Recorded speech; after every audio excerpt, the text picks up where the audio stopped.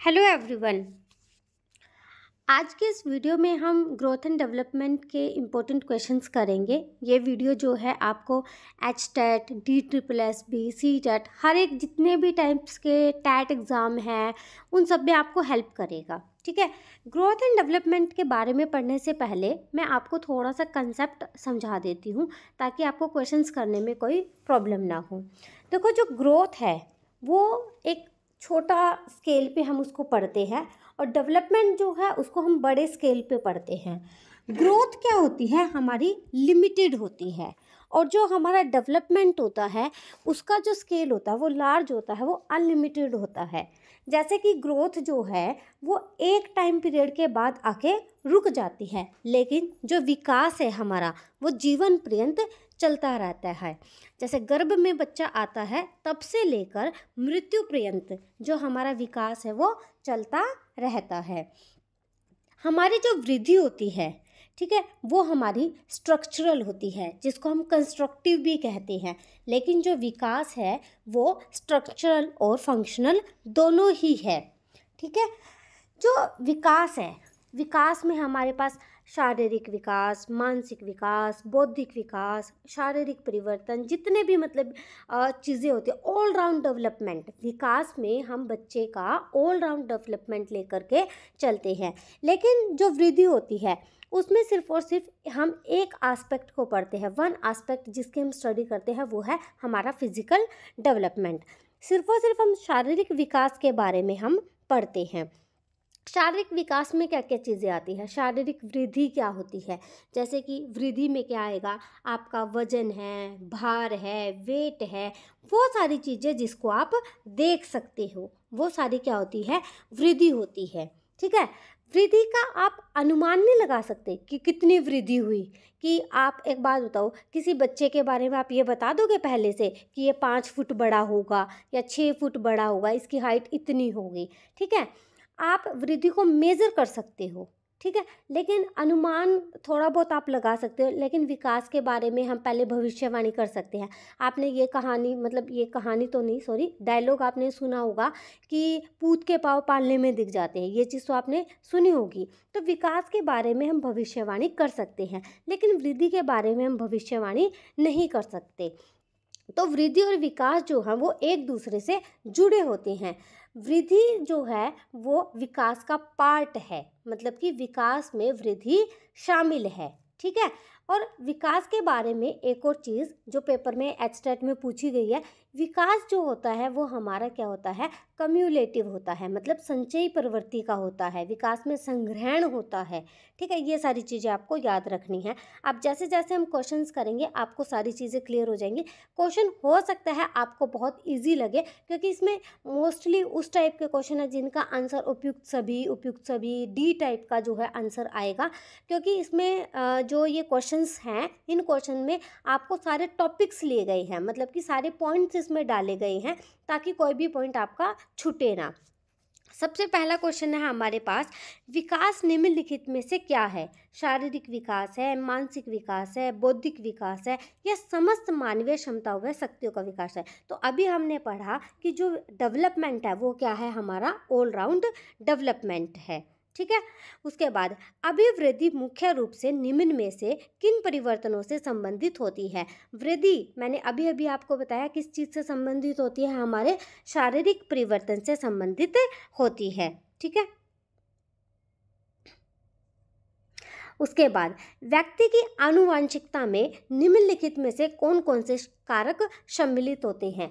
जैसे बीच बीच में कोई भी क्वेश्चन आएगा कि जिसमें मुझे कुछ समझाना होगा, मैं आपको समझा दूंगी।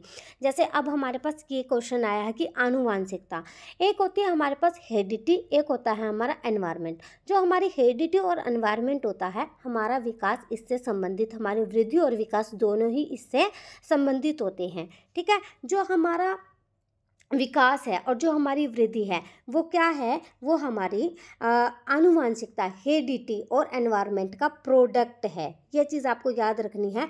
ग्रोथ एंड डेवलपमेंट जो है वो हमारे हेरिडिटी और हमारा एनवायरनमेंट, इनका क्या है, प्रोडक्ट है। इस चीज़ को आपको याद रखना है, ठीक है। अब क्वेश्चन क्या है, व्यक्ति की आनुवांशिकता में निम्नलिखित में से कौन कौन से कारक सम्मिलित होते हैं। उसके शुक्र कोश, बीज कोश, शुक्र कोश और बीज कोश दोनों, तो ये दोनों ही चीज़ें उसमें क्या होती हैं, शामिल होती हैं। आगे, परिवर्तन श्रृंखला की वह अवस्था है जिसमें बालक भ्रूण अवस्था से लेकर प्रौढ़ा अवस्था तक गुजरता है, विकास कहलाती है। यह कथन किसका है, तो यह कथन जो है वो मुनरो का है। कई बार डेफिनेशन डिट्टो यूं की यूं एग्जाम में पूछ ली जाती है। नेक्स्ट क्वेश्चन है, विकास निम्नलिखित में से कैसी परिवर्तन श्रृंखला है। परिवर्तन का व्यवस्थित क्रम है, परिपक्वता की प्राप्ति में सहायक होता है, भ्रूण अवस्था से मृत्यु पर्यंत तक चलता है। तो ये सारी चीज़ें, तो विकास में जो है ये सारी चीज़ होता है। विकास जो है एक सिस्टमेटिक वे से भी होता है और ये हमारी मैच्योरिटी में भी हेल्प करता है और ये हमारे भ्रूणावस्था से मृत्यु पर्यंत तक भी चलता है। शैले के अनुसार विकास की विभिन्न अवस्थाएं कौन सी हैं, तो शैले के अनुसार शैशवकाल, बाल्यकाल, किशोरावस्था, तो ये सारी ही अवस्थाएं हैं। काल्सनिक द्वारा किशोरावस्था निम्नलिखित में से कब तक बताई गई हैं। तो काल्सनिक ने जो है वो बताया था, हमारा किशोरा अवस्था जो है वो 12 से 21 साल तक का बताया था। अब देखो हमारे पास जो हैं 3 अवस्थाएं होती हैं, एक होती है शैशव अवस्था, एक होती है बाल्यावस्था, एक होती है किशोरावस्था, ठीक है। अब क्वेश्चन पेपर में 2 तरीके से पूछा जाएगा कि विकास की कितनी अवस्थाएं होती हैं, मतलब कि कितनी अवस्थाएं आपसे अवस्थाएं पूछी जाएंगी कि कितनी अवस्थाएं होती हैं। तो मेनली 3 टाइप की अवस्था होती है, शैशव, बाल्य और किशोरावस्था। और अगर वो पूछे कि मानव विकास की कितनी अवस्थाएं होती हैं, तो आप बताओगे 4। कौन कौन सी, शैशव, बाल्य, किशोरा और युवा अवस्था। पहले हमारे पास प्रौढ़ अवस्था होती थी, अब उसको एनसीईआरटी ने काट दिया है। अब जो है मानव विकास की अवस्थाएं पूछी जाती हैं, तो वो 4 टाइप की होती हैं। देखो जो शैशव अवस्था होती है, अब मैं थोड़ा सा इनको एक्सप्लेन भी कर देती हूँ साथ के साथ। जो शैशव अवस्था होती है, शैशव अवस्था जो है वो कौन सी अवस्था होती है, आपकी नींव की अवस्था होती है। जो शैशव अवस्था में इन्फेंसी स्टेज जिसको हम बोलते हैं, इन्फेंसी स्टेज में बच्चा जो भी चीज़ें सीखता है वो सारी की सारी चीज़ें वो अपनी ज्ञानेंद्रियों से सीखता है। ये 0 से 2 वर्ष तक की होती है। जो शैशव अवस्था होती है वो 0 से 2 वर्ष तक की होती है। इसमें जो बच्चा चीज़ें सीखता है वो सारी की सारी अपनी ज्ञानेंद्रियों से सीखता है, अपनी सेंसेस से सीखता है, ठीक है। इस स्टेज में बच्चे में क्या होता है, वस्तु स्थायित्व का गुण पाया जाता है। जैसे कि प्याजे ने बताया था कि प्याजे की जब आप फर्स्ट स्टेज पढ़ते हो, सेंसरी मोटर स्टेज, ये वही स्टेज होती है, शैशव अवस्था वही स्टेज होती है जिसमें बच्चे में क्या होता है, ऑब्जेक्ट परमानेंसी पाई जाती है। इसमें बच्चा क्या करता है, मान लो आपने 1.5-2 साल के बच्चे के पास कोई चीज़ है, आपने उसे छीन लिया, आपने उसको ये बोल दिया कि खोखो लेगी, तोता लेगी, मैना लेगी, तो बच्चे को पता है कोई तोता मैना नहीं लेगी। बच्चे को सारी चीज़ें पता है कि उसकी आँखों, वो चीज़ उसकी आँखों से ओझल जरूर हुई है, लेकिन उसको ये पता है कि ये चीज़ वहाँ रखी है। वो आपको वहीं लेकर जाएगा और कहेगा कि ये चीज़ वहाँ रखी है। तो इस टाइम पर बच्चे में क्या होता है, इन्फेंसी स्टेज में बच्चे में ऑब्जेक्ट परमानेंसी आ जाती है। और जो ये ऑब्जेक्ट परमानेंसी वाला क्वेश्चन है, ये प्याजे ने इसके बारे में बताया था और ये एग्जाम में डिट्टो यूं को यूं छपा भी आया था, ठीक है। उसके बाद क्या आता है हमारे पास, बाल्यावस्था। बाल्यावस्था हमारी जो होती है वो 2 से 12 वर्ष तक, ठीक है, मानी जाती है, जिसमें क्या होती है, प्री चाइल्डहुड और पोस्ट चाइल्डहुड। उसके बाद आती है हमारी किशोरावस्था, ठीक है। जो बाल्यावस्था होती है वो हमारी क्या होती है, एक निर्माणकारी अवस्था होती है। इसको हम टॉय स्टेज भी कहते हैं। पेपर में एग्जाम में क्वेश्चन पूछा जाता है, टॉय स्टेज हम किसको कहते हैं, हम बाल्यावस्था को कहते हैं। अगर आपको पेपर में टॉय स्टेज पूछी है और आपको बाल्यावस्था नहीं है ऑप्शन में, शैशव अवस्था, तो आप शैशव अवस्था भी लगा सकते हो, ठीक है। इसमें बच्चे क्या करते हैं, बाल्यावस्था में गैंग बनाते हैं, ठीक है। इन बच्चों में टोली बनाते हैं, टोली बना बना करके खेलते हैं। किशोरावस्था में भी गैंग बनाते हैं, लेकिन वो गैंग दूसरी टाइप की होती है।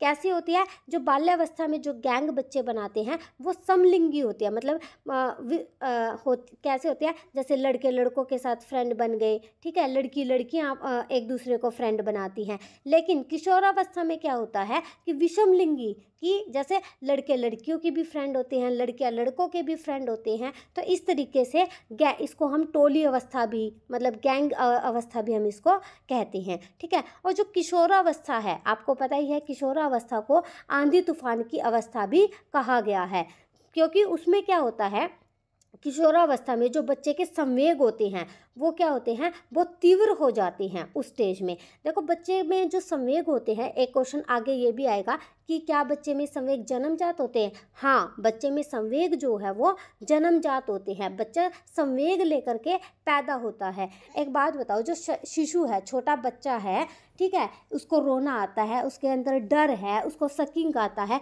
तो क्या वो मतलब पैदा होने के बाद सीखता है? नहीं, उसमें जो ये संवेग हैं वो उसके जन्मजात है, वो उसको अपने जन्म से लेकर के पैदा हुआ है अपने साथ, ठीक है। तो ये चीज़ें बच्चे से आपसे पूछी जाती है। अब एक आगे क्वेश्चंस आएंगे जिसमें समाजीकरण के बारे में आपको कुछ टॉपिक्स मिलेगा, समाजीकरण के क्वेश्चन मिलेंगे इसमें आपको। तो समाजीकरण में क्या होता है, बच्चा समाजीकरण कब सीखता है? देखो जब बच्चा पैदा होता है, पैदा होते ही वो किस में पैदा होता है, एक समाज में ना। तो बच्चे में समाजीकरण उसके पैदा होते ही शुरू हो जाता है। और सबसे पहला समाजीकरण कहाँ होता है बच्चे का? उसके परिवार में होता है, ठीक है। अब हम क्वेश्चन करते हैं, आगे आगे जैसे जैसे क्वेश्चन आएंगे मैं आपको एक्सप्लेन करती चलूँगी।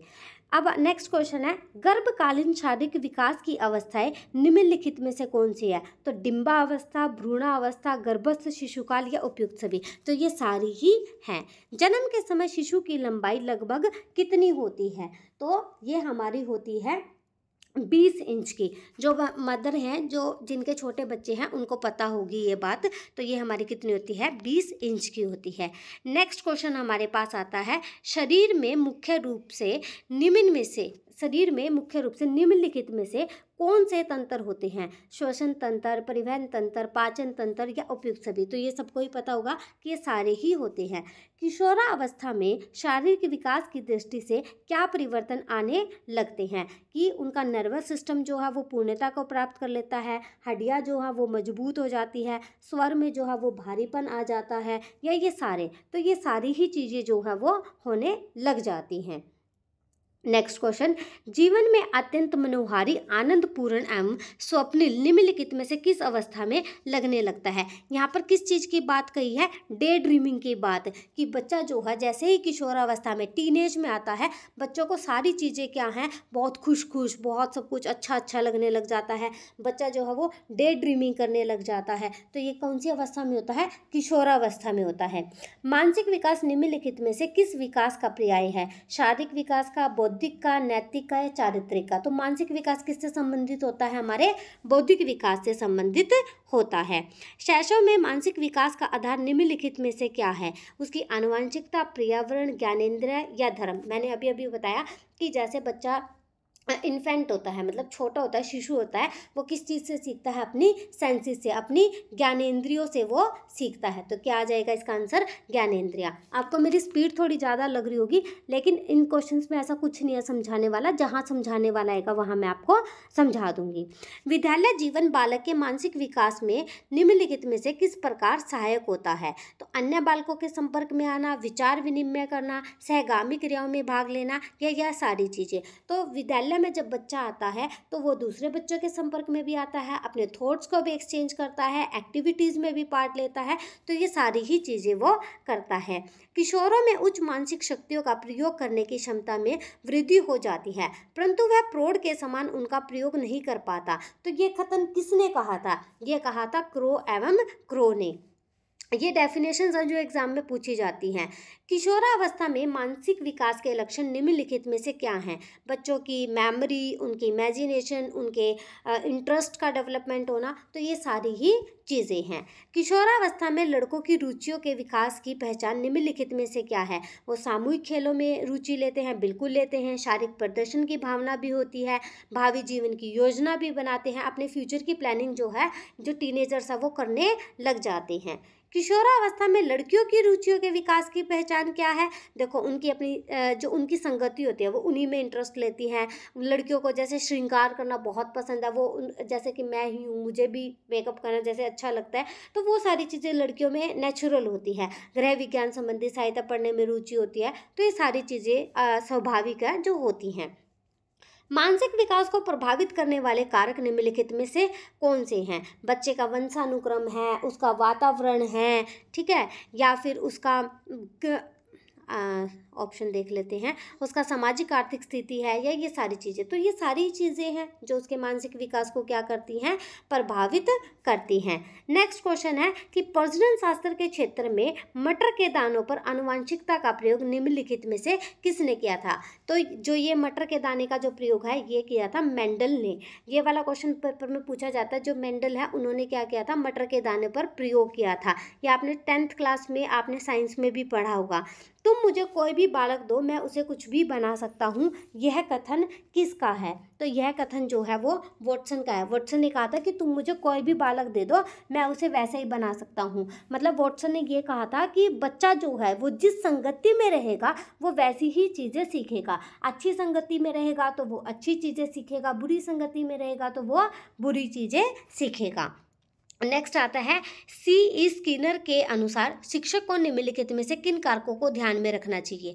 तो देखो बालकों में मोटिवेशन भी लाना चाहिए, अपने स्वयं में अपने सुधार के प्रति भी सजग रहना चाहिए, अधिगम प्रक्रिया में भी उत्साह होना चाहिए। तो ये सारी चीज़ें उसमें होनी चाहिए, ठीक है। विद्यालय पाठ्यक्रम निम्नलिखित में से कैसा होना चाहिए? क्रमबद्ध होना चाहिए, रुचि के अनुकूल होना चाहिए, क्षमताओं के अनुकूल होना चाहिए, ये सारी चीज़ें। अब देखो पाठ्यक्रम है, करिकुलम की बात कही गई है, तो करिकुलम कैसा होना चाहिए? सिस्टमेटिक होना चाहिए, ऑब्वियस सी बात है, और बच्चों के इंटरेस्ट के अकॉर्डिंग भी होना चाहिए, और सबसे बड़ी बात कि उनकी एबिलिटी के अकॉर्डिंग होना चाहिए। अब मान लो आप 1st क्लास का बच्चा है या 2nd क्लास का बच्चा, आप उसको 10th क्लास की चीज़ें पढ़ाने लग जाओ, तो क्या वो पाठ्यक्रम उनके लिए सही होगा? नहीं होगा, उन्हें कुछ भी समझ नहीं आएगा। तो इसलिए जो पाठ्यक्रम है वो क्रमबद्ध भी होना चाहिए, ठीक है, उनके इंटरेस्ट के अकॉर्डिंग भी होना चाहिए, उनकी एबिलिटी के अकॉर्डिंग भी होना चाहिए। बालक के विकास पर निम्नलिखित में से कौन से संवेग जो है वो प्रतिकूल प्रभाव डालते हैं? प्रतिकूल का मतलब बुरा प्रभाव डालते हैं। तो भय, ईर्ष्या, घृणा। देखो अगर बच्चा डरा रहेगा, किसी से जलेगा, किसी से ईर्ष्या करेगा, किसी से घृणा करेगा, तो वो क्या करेंगे? उसके ऊपर बुरा प्रभाव डालेंगे, ठीक है। तो ये सारी ही चीज़ें हैं। संवेग जो है जन्मजात तथा मौलिक होते हैं, यह कथन निम्नलिखित में से किसका है? तो यह कथन किसका है? वॉटसन का, ब्रिजेस का, गुडसनफ का, जॉर्सिल एम होमलेस का। तो यह कथन किसका है? यह कहा था ब्रिजेज ने, ठीक है। ब्रिजेज ने यह बात कही थी कि जो संवेग होते हैं वो जन्मजात तथा मौलिक होते हैं, ठीक है। मैंने आपको पहले ही बताया था, जब मैंने संवेग के बारे में बताया था कि जो संवेग होते हैं वो कैसे होते हैं? जन्मजात होते हैं। नेक्स्ट क्वेश्चन है बाल्यावस्था का काल निम्नलिखित में से कब से कब तक का है? तो बाल्यावस्था कब से कब तक है? 6 से 12 साल तक है। यहाँ पर देखो बाल्यावस्था इन्होंने जो पूछी है वो कौन सी पूछी है? पोस्ट चाइल्डहुड के बारे में यहाँ पर बात की गई है। 6 से 12 साल जो है वो 6 से 12 साल कब होती है? पोस्ट चाइल्डहुड होती है, ठीक है। किशोरावस्था में संवेगात्मक विकास के निम्नलिखित में से क्या लक्षण होते हैं? ठीक है, देखो जब बच्चा किशोरावस्था में होता है तो बच्चों में क्या होता है, किशोरों में क्या होता है कि जो उनके जो संवेग होते हैं वो अस्थिर हो जाते हैं, कंट्रोल नहीं बच्चा कर पाता, संवेगों में तीव्रता आ जाती है, उनके अंदर काम भावना का विकास हो जाता है। तो ये सारी ही चीज़ें हो जाती हैं, क्योंकि जो किशोरावस्था है उसको क्या कहा गया है? आंधी तूफान की अवस्था कहा गया है। तो इसको आंधी तूफान की अवस्था क्यों कहा गया है? क्योंकि इस टाइम पर इमोशंस जो है वो आउट ऑफ कंट्रोल हो जाते हैं। बच्चों का जो किशोर होते हैं उनका अपने इमोशंस पर कंट्रोल नहीं रहता, इसी वजह से इसको आंधी तूफान की अवस्था कहा गया है। निम्नलिखित में से कौन सी बातें किशोरों में संवेगात्मक गति को तीव्रता प्रदान करती है? अगर मान लो कोई भी पेरेंट्स है उस पर कंट्रोल करेगा तो उसके इमोशंस बहुत ज़्यादा अग्रेसिव हो जाएंगे, ठीक है, विषम लिंगियों के प्रति आकर्षण बढ़ेगा, व्यावसायिक समस्या। अब देखो मान लो किशोर है, अगर आप उसको ये कहोगे कि आपको इस लड़की से बात नहीं करनी, तो उसके अंदर क्या होगा? नहीं मुझे तो करनी है, उसको ये होगा क्यों नहीं करनी, तो वो उन चीज़ों के प्रति क्या हो जाएगा? एग्रेसिव हो जाएगा। तो ये सारी ही चीज़ें होंगी। नेक्स्ट क्वेश्चन, किशोर में सामाजिक व्यवहार का विकास निम्नलिखित में से किस रूप में देखा जा सकता है? समूह के प्रति विश्वास एवं आस्था बिल्कुल होती है, सामाजिक सूझबूझ भी होती है, उनके अंदर नेतृत्व भी होता है, तो ये सारी ही चीज़ें उनके अंदर होती हैं। नेक्स्ट क्वेश्चन है, भाषा व्यक्ति के कैसे विकास का दर्पण है? देखो, भाषा से क्या क्या कौन कौन सा विकास होता है? बच्चे का सामाजिक विकास भी होता है, सांस्कृतिक विकास भी होता है, बच्चे का नैतिक विकास भी होता है, तो ये सारे ही तरीके के विकास जो हैं वो भाषा से होते हैं। अब देखो, आप भाषा है, जैसे आप मान लो आप अपना कल्चर है वो किससे पहचानते हो? भाषा से ही तो पहचानते हो, ठीक है। अपने जन्म से 10 माह तक शिशु निम्नलिखित में से अपने भावों की अभिव्यक्ति किसके माध्यम से करता है?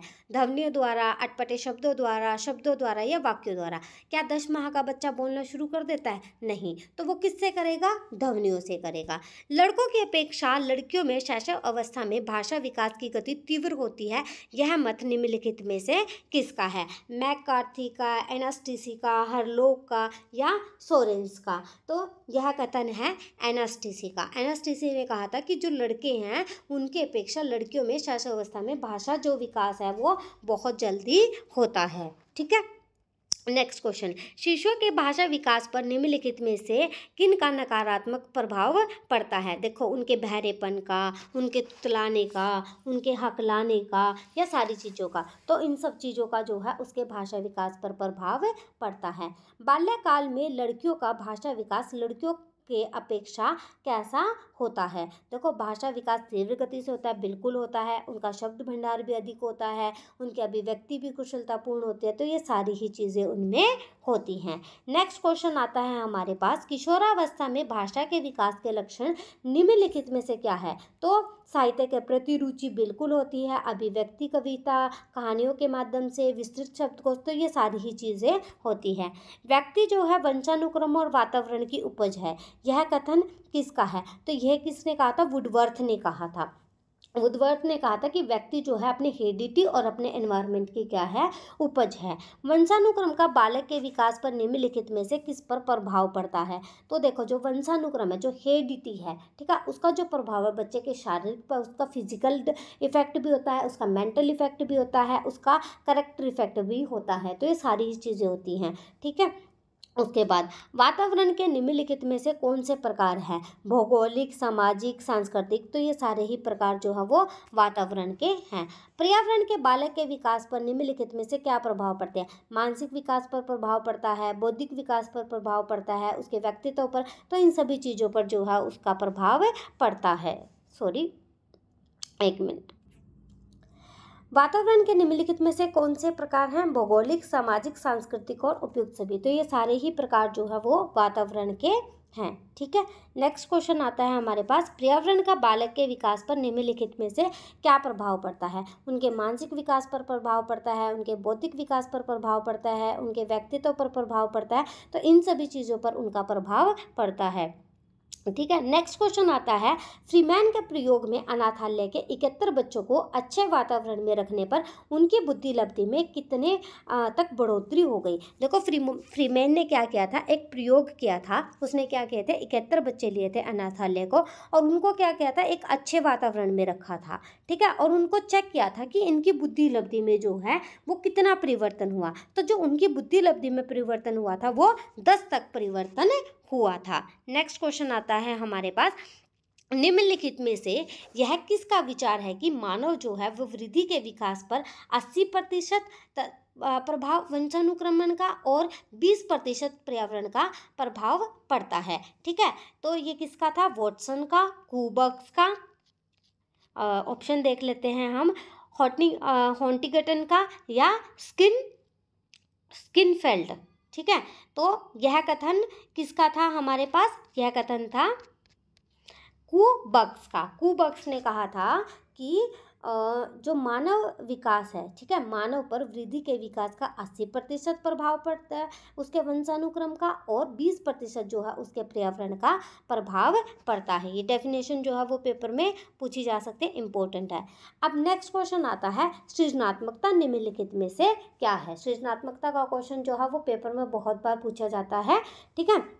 नवीन एवं सतत अन्वेषण, चिंतन क्षमताओं का प्रतिफल, मौलिकता या उपयुक्त सभी। एक बार पेपर में क्वेश्चन पूछा जा गया है, उसमें सिर्फ और सिर्फ आपको ऑप्शन दिया गया था मौलिकता। ठीक है, उसके बाद नेक्स्ट क्वेश्चन है, सृजनात्मकता के संबंध में निम्नलिखित में से कौन सी धारणाएं प्रचलित है? सृजनात्मक शिक्षा, सृजनात्मक मूल्य, सृजनात्मक विचार या ये सभी। तो इसका आंसर आएगा ये सभी।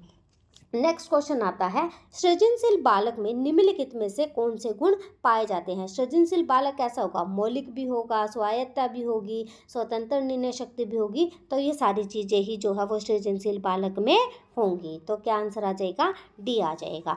सृजनात्मक छात्रों का पता निम्नलिखित में से किन विधियों से हम लगा सकते हैं? रचनात्मक खेल से या सांस्कृतिक कार्यक्रम से। तो इन सभी चीज़ों से हम पता लगा सकते हैं कि कौन सा बच्चा जो है वो सृजनात्मक है।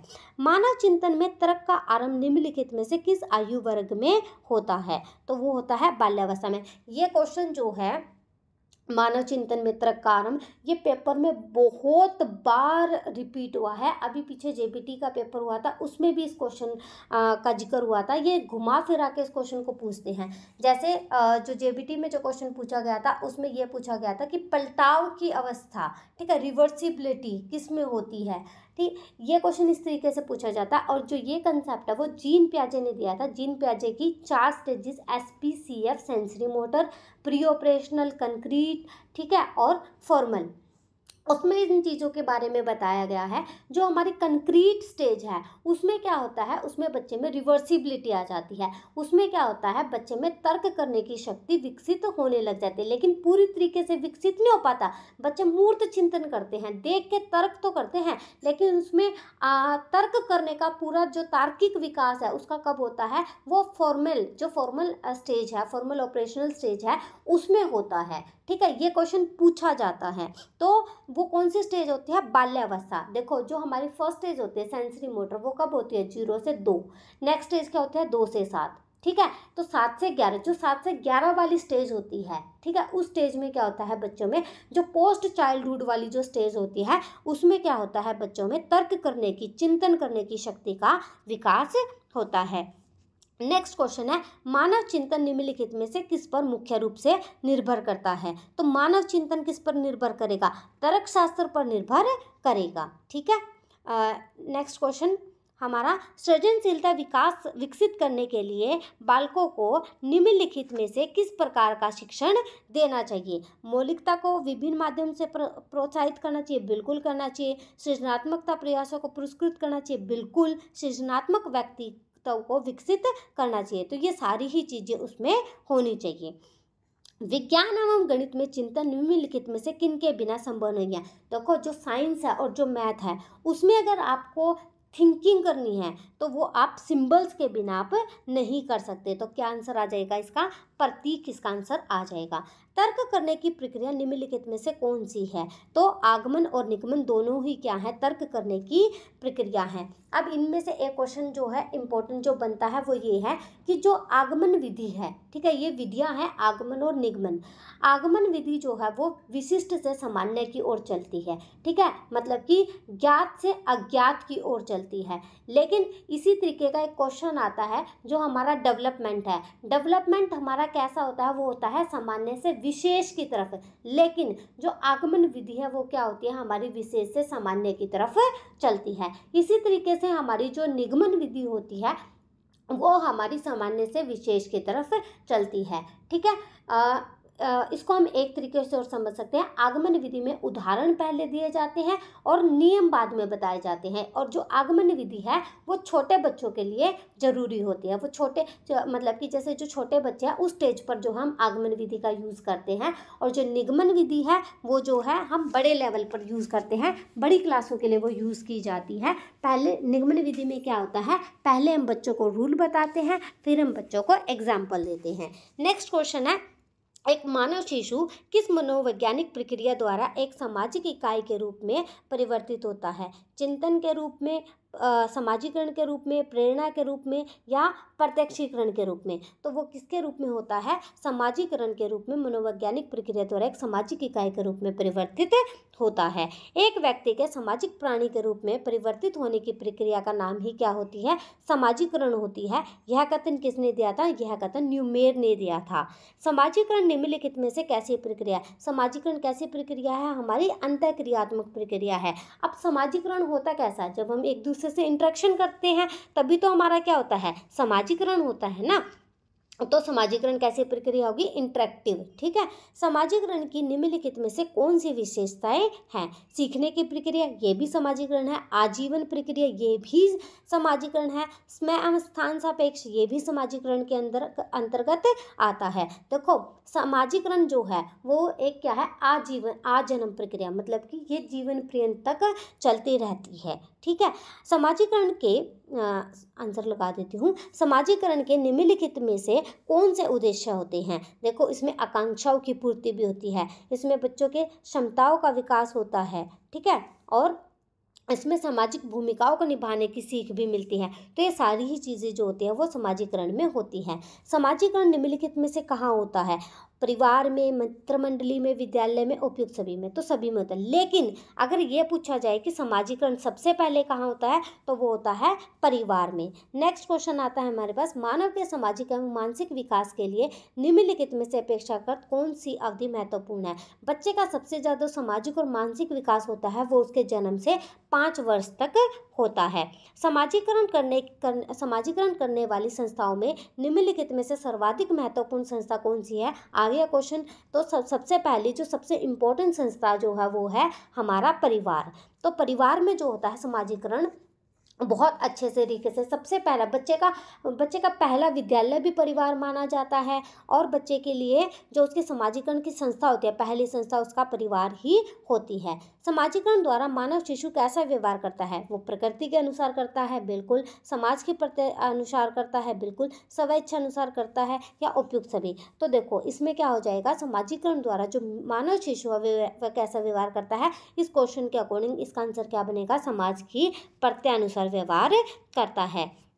सामाजिकरण की प्रक्रिया निम्नलिखित में से किस अवस्था में आरंभ होती है? तो जो सामाजिकरण है वो किस अवस्था में आरंभ होता है? शैशव अवस्था में आरंभ हो जाता है। बच्चे के जन्म लेते ही उसका सामाजिकरण आरंभ हो जाता है। व्यक्ति में लिंग संबंधी चेतना निम्नलिखित में से किस आयु वर्ग में होती है? तो वो किस में होती है? किशोरा अवस्था में लिंग संबंधी चेतना उसमें आ जाती है। नेक्स्ट क्वेश्चन आता है, शिक्षक द्वारा बालकों के सामाजिकरण करने की योगदान में सबसे महत्वपूर्ण कारक निम्नलिखित में से कौन सा है? तो हमारा क्या हो जाएगा? शिक्षा, ज्ञान, व्यवहार या व्यक्तित्व। तो इसका आंसर क्या बनेगा? व्यवहार। मतलब क्वेश्चन क्या है, दोबारा से समझने की कोशिश करो कि शिक्षक क्या कहता है? शिक्षक द्वारा बालकों के सामाजिकरण करने के योगदान में सबसे महत्वपूर्ण कारक, मतलब कि सबसे महत्वपूर्ण पॉइंट कौन सा है? तो उसका व्यवहार ही जो है वो सबसे ज़रूरी है समाज में रहने के लिए, कि उसका व्यवहार अच्छा है, बुरा है, इस तरीके से।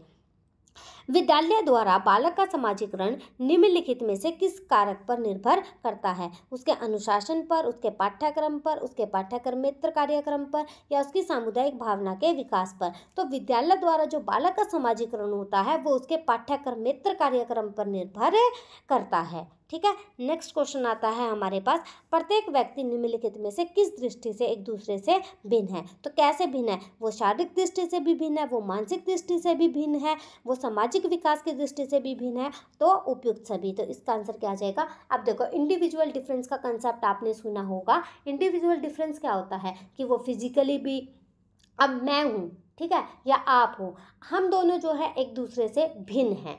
आप देखो फिजिकली भी आप मेरे से भिन्न है, आपका मेंटल लेवल भी मुझसे अलग है, आपका सोशल डेवलपमेंट भी मुझसे अलग है, इसी तरीके से मेरा भी सब कुछ आपसे अलग है। तो ये क्या है? हमारा एक दूसरे से भिन्न होना, ये हमारा इंडिविजुअल डिफरेंस कहलाता है। व्यक्तिगत विभिन्नताओं के निम्नलिखित में से कौन से आधार है? व्यक्तिगत विभिन्नता किस तरीके से हो सकती है? शारीरिक भी हो सकती है, मानसिक भी हो सकती है, हमारा इंटरेस्ट भी हो सकता है। तो ये सारी ही चीज़ें जो है हमारे व्यक्तिगत विभिन्नताओं के अंतर्गत आती है। नेक्स्ट क्वेश्चन है हमारे पास, कि व्यक्तिगत भेद के निम्नलिखित में से कौन से कारण हैं। हमारा वंशानुक्रम है, हमारा वातावरण है, या हमारा लिंग भेद है। तो देखो हमारा जो इंडिविजुअल डिफरेंस है वो हमारे हेरिडिटी के कारण भी होता है, हमारे एनवायरनमेंट के कारण भी होता है, और हमारे जेंडर के कारण भी होता है। ठीक है, हमारे हेरिडिटी और हमारा एनवायरनमेंट, इससे भी हमारे अंदर इंडिविजुअल डिफरेंसेस आते हैं, और जेंडर तो होता ही होता है। विद्यालय में व्यक्तिगत विभिन्नताओं के आधार पर शिक्षा किस प्रकार प्रदान की जा सकती है। देखो, मंद बुद्धि तथा तीव्र बुद्धि बालकों की पहचान करके बिल्कुल, पाठ्यक्रम का विस्तार करके बिल्कुल, शैक्षिक व व्यावसायिक निर्देशन प्रदान करके बिल्कुल। तो ये सारी चीज़ें करके ही हम बच्चे में विद्यालय में जो है व्यक्तिगत विभिन्नताओं के आधार पर हम एजुकेशन दे सकते हैं। नेक्स्ट क्वेश्चन आता है हमारे पास कि एक सेकेंड, शिक्षा जो है वो सामाजिक नियंत्रण की भूमिका किस प्रकार निभाती है।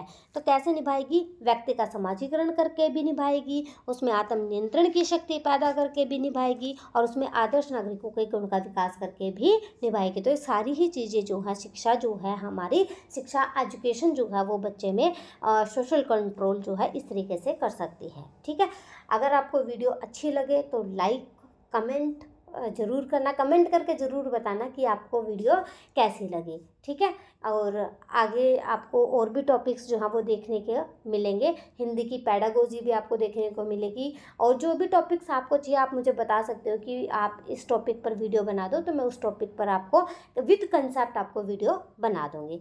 Thank you so much.